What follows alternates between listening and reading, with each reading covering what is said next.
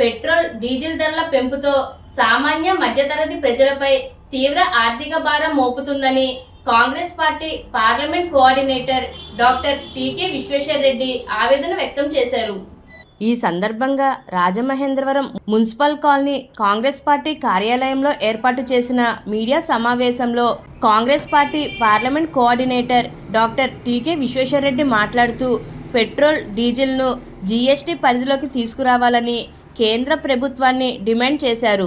అంతర్జాతీయ మార్కెట్లో ముడి చమురు ధరలు తగ్గించినప్పటికీ దేశంలో ఇంధన ధరలు ఆశించిన స్థాయిలో తగ్గకపోవడం ప్రజలను తీవ్ర ఇబ్బందులకు గురిచేస్తుందని అన్నారు. ఇంధన ధరల పెరుగుదల ప్రభావం రవాణా, నిత్యావసర వస్తువుల ధరలపై పడుతూ ప్రజల జీవన వ్యయాన్ని మరింత పెంచుతుందని పేర్కొన్నారు. ఈ మీడియా సమావేశంలో పిసిసి ఉపాధ్యక్షులు మార్టిన్ లూథర్, సీనియర్ కాంగ్రెస్ నాయకులు, మహిళా నాయకురాలు ఆకుల భాగ్యలక్ష్మి, జిల్లా doctor cell chairman Rajasekhar, Christian minority cell ప్రధాన కార్యదర్శి సింధ్యారాణి, బర్రె సుబ్రహ్మణ్యం, సాకా పుల్లారావు తదితరులు పాల్గొన్నారు. ఈ పెట్రోల్ డీజిల్ ధరలు మరి ఈ మధ్యకాలంలో చాలా ఎక్కువగా 4 సార్లు పెంచడం జరిగింది. మన నరేంద్ర మోడీ గారు భారతదేశ ప్రజలందరికీ కూడా ఒక విషయం చెప్పారండి. అంటే అప్పుడు నిర్మలా సీతారామన్ గారు కూడా ఉండగానే ఇద్దరు కలిసి ఒకే దేశం, ఒకే పన్ను విధానం ఉండాలి, అందువల్ల గూడ్స్ సర్వీస్ ట్యాక్స్ అనేది భారతదేశంలో ఉన్న వస్తువులకి అన్నింటినీ కూడా ఈ జిఎస్టీ అనేది కామన్గా ఉంటుంది. అంతకుముందు రకరకాల ట్యాక్స్లు ఉండి state sales tax, state VAT ఇలా ఇవన్నీ తీసేసి భారతదేశం అంతా కూడా ఒకటే ట్యాక్స్ విధానం, అది జిఎస్టీ కింద పెడతారు అని చెప్పి పెట్టారు. చాలా సంతోషం. భారతదేశంలో అన్ని గూడ్స్ మీద అన్ని వస్తువుల మీద జిఎస్టీ పెట్టారు, కానీ పెట్రోల్ మీద డీజిల్ మీద పెట్టలేదు. ఇదే విషయాన్ని నిర్మలా సీతారామన్ గారిని మరి పత్రికా విలేకరులు అడిగినప్పుడు అన్నిటి మీద వేశారు, పెట్రోల్ మీద డీజిల్ మీద వేయట్లేదు ఏంటి అమ్మా అని అడిగితే ఆవిడ రాష్ట్ర ప్రభుత్వాలు ఒప్పుకోవట్లేదు అని చెప్పింది. రాష్ట్ర ప్రభుత్వాలు ఒప్పుకోబడి వాళ్ళకి అర్థం కాలేదు. ఎందుకంటే 17 రాష్ట్రాల్లో ఈ బీజేపీ ఎన్డీఏ కూటమి ఉంది, కేవలం 5 రాష్ట్రాల్లో ఇండియా కూటమి ఉంది. 17 రాష్ట్రాల్లో నరేంద్ర మోడీ చెప్తే ఎటు కావాలంటే అటు మాట్లాడే వ్యక్తులు ఉన్నప్పుడు అసలు పెట్రోల్ డీజిల్ మీద జిఎస్టీ వద్దని వాళ్ళు చెప్పే ధైర్యం ఎక్కడ ఉంటుందని చెప్పి ఈవిడ ప్రశ్నిస్తే లేదండి, వాళ్ళు ఎవరో కూడా ఒప్పుకోవట్లేదు, అందుకనే నరేంద్ర మోడీ గారు దీని మీద జిఎస్టీ వేయడానికి ఆయన అంగీకరించలేదని చెప్పింది. ఇప్పుడు ఈవేళ మరి దేశ ప్రజలందరినీ కూడా ఈ నరేంద్ర మోడీ, నిర్మలా సీతారామన్ ఒక విధంగా దోసుకుంటారు. ఎందుకంటే 200 సంవత్సరాలు ఈ బ్రిటిష్ వాళ్ళు భారతదేశాన్ని దోసుకున్నారు. భారతీయులందరూ కూడా ఒక అమాయకులుగా, గొర్రెల్లాగా వాళ్ళు జుట్టు మీద పన్ను ఎత్తే కట్టారు, ఉప్పు మీద పన్ను ఎత్తే కట్టారు, నీటి మీద పన్ను ఎత్తే కట్టారు. అలాగా ఈవేళ భారతదేశంలో ఈ నరేంద్ర మోడీ అలా నిర్మలా సీతారామన్ గారు పెట్రోల్ డీజిల్ మీద జిఎస్టీలోకి ఇంక్లూడ్ చేయకుండా సెపరేట్గా వేసినా కూడా గొర్రెల్లాగా నోరు పూసుకుని అలా ఊరుకునే పరిస్థితి ఉంది. ఈ భారతదేశంలో ఉండే మధ్యతరగతి కుటుంబీకులు ఎలా బతకాలి? మీకంటే కుటుంబాలు ఎలా బతికేస్తారు అక్కడ చోట, మరి కుటుంబాలు ఉన్న వాళ్ళు ఎలా బతకాలని చెప్పి మరి వీళ్ళిద్దరినీ కూడా నేను ప్రశ్నించడం జరుగుతుంది. అలాగే మరి ఈవేళ మన భారతదేశంలో నరేంద్ర మోడీ గారు అధికారంలో వచ్చినప్పుడు పెట్రోల్ 50 రూపాయలు 60 రూపాయలు లీటర్ ఉంటుంది. ఈవేళ 103, 104 రూపాయలు వచ్చింది. అలాగే డాలర్ వాల్యూ నరేంద్ర మోడీ గారు అధికారంలో వచ్చినప్పుడు 60 రూపాయలు ఇస్తే $1 వచ్చింది. ఈవేళ 100 రూపాయలు ఇచ్చిన డాలర్ రావట్లేదు, దొరకట్లేదు డాలర్లు. అసలు ఆ రకంగా మన మనీ వాల్యూ డౌన్ అయిపోయింది. మన పక్కన ఉన్న దేశాలు ఈవేళ బంగ్లాదేశ్ కానివ్వండి, లేదా నేపాల్, ఆఖరికి నేపాల్ కూడా వాళ్ళ డాలర్ వాల్యూ వాళ్ళు తగ్గేలాగా వాళ్ళ కరెన్సీ పెరిగింది. మన రూపాయి వాల్యూ రోజు రోజుకి దిగజారిపోతుంది.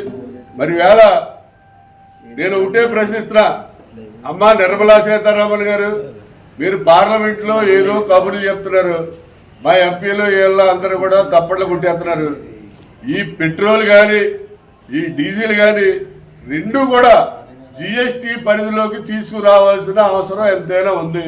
మీరు నరేంద్ర మోడీ గారితో మాట్లాడి ఈ పెట్రోలు ఈ డీజిల్ రెండు కూడా జిఎస్టీ పరిధిలోకి తీసుకొచ్చినట్లయితే పెట్రోల్ కానీ డీజిల్ కానీ 50 రూపాయల లోపులోనే ప్రజలకు అందే అవకాశం ఉంటుంది. ప్రజలు మధ్యతరగతి కుటుంబీకులు అందరూ కూడా హ్యాపీ ఫీల్ అవుతారు. అందు గురించి ఈ రెండు ప్రోడక్ట్ని కూడా మీరు ఇమీడియట్గా జిఎస్టీ పరిధిలోకి తీసుకురావాలని చెప్పి కాంగ్రెస్ పార్టీ తరఫున డిమాండ్ చేస్తున్నారు.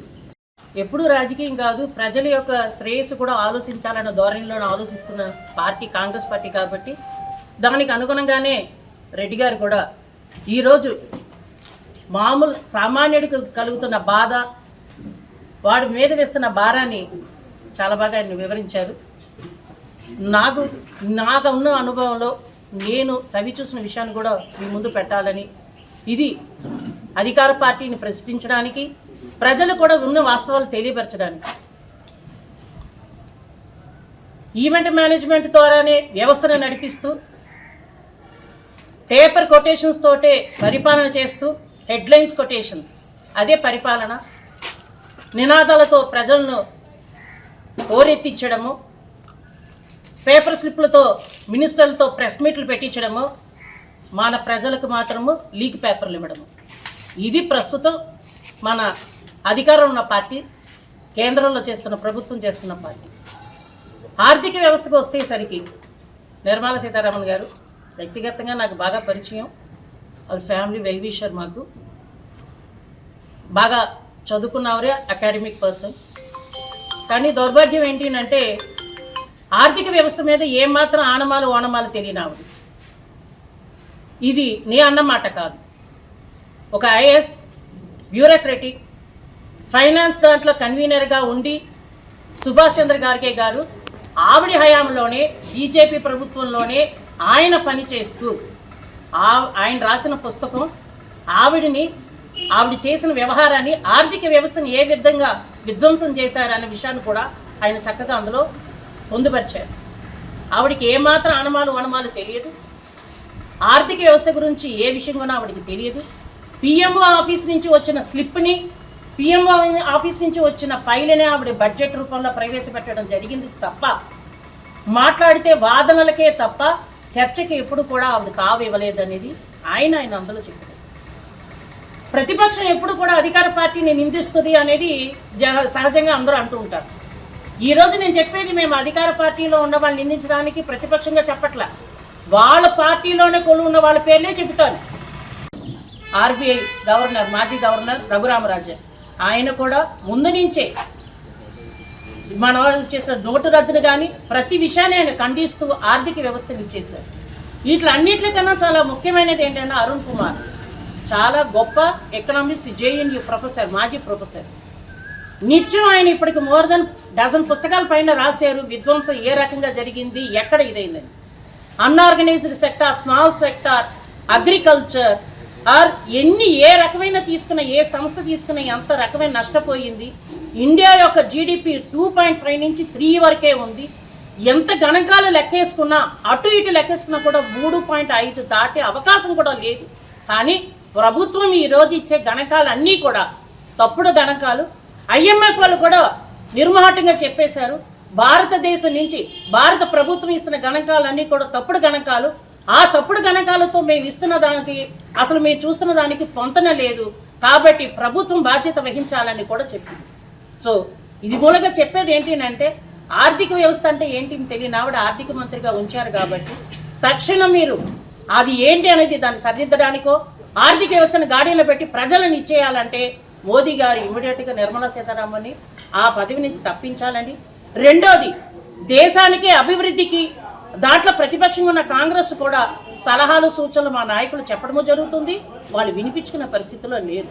ప్రజలు ఇది తెలుసుకుని రాబోయే రోజుల్లో కష్టానికి కారణం ప్రభుత్వమే తప్ప ఏదైనా మనకు రాని హాని జరిగిందన్న ప్రకృతి వైపరీత్యం అంటే మనం చెప్పచ్చు. కానీ ఇది చేతరాల, ఇది స్వయంకృతంగా వీళ్ళు తయారు చేసిందే తప్ప ఇది బయట వల్ల దేని వల్ల వచ్చింది కాదు. కాబట్టి ప్రజలందరూ కూడా ఈ విషయాన్ని తెలుసుకుని కావలసిన విషయాలని పరిగణలోకి తీసుకుని కేంద్ర ప్రభుత్వం కానీ రాష్ట్ర ప్రభుత్వం కానీ ఆర్థిక వ్యవస్థని గాలికి వదిలేసి ఏ రకంగా నడుస్తుందో గమనించాలని